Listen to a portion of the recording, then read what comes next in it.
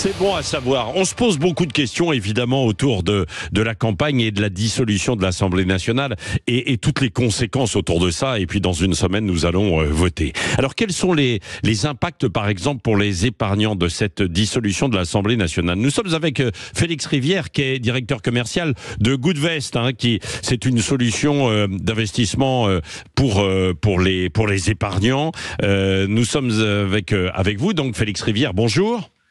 Bonjour Patrick, merci pour l'invitation. Bon, alors cette dissolution annoncée de l'Assemblée nationale et puis les élections à venir, j'imagine que aujourd'hui ça paralyse un petit peu probablement toutes les activités autour de l'épargne, des nombreuses solutions de financement, non ?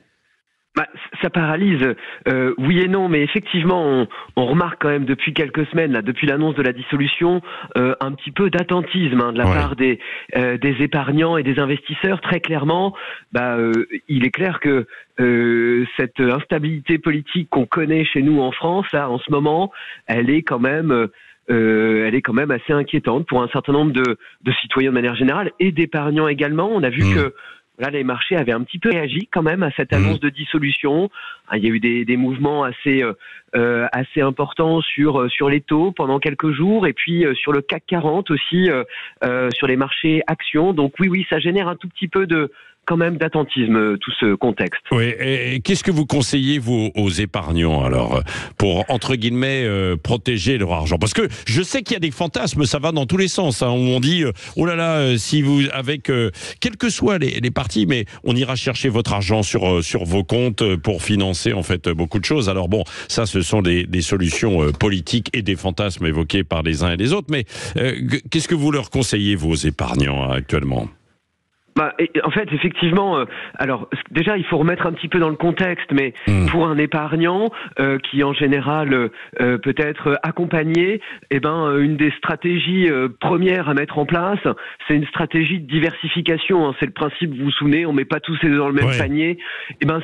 Ça compte aussi d'un point de vue géographique, c'est-à-dire que effectivement, ce qui se passe en France amène un petit peu de trouble, mais un investisseur ou un épargnant qui justement a investi de manière diversifiée, notamment géographiquement, il va pas être très exposé à ce problème qui est très franchement très franco-français à l'heure actuelle. On peut pas dire que ça crée des remous ailleurs en Europe ou même dans le monde.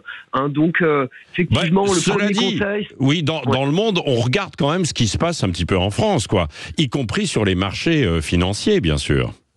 Oui, alors effectivement, on le regarde. Il y a encore, je crois que c'est ce week-end même, le chancelier allemand quand même disait qu'il était très inquiet effectivement pour l'issue de ces élections. En tout cas, on a vu que les autres marchés européens, en tout cas sur les marchés actions, avaient très très peu bougé par rapport au CAC ces derniers jours.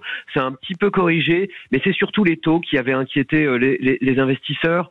Donc effectivement, ça reste des éléments un petit peu de vigilance pour tout le monde. On rappelle que Goodvest, vous proposez aux particuliers des solutions d'investissement pour faire fructifier leur épargne en finançant des entreprises qui sont engagées pour de bonnes actions pour notre environnement et pour le climat, d'une façon générale. Oui, tout à fait.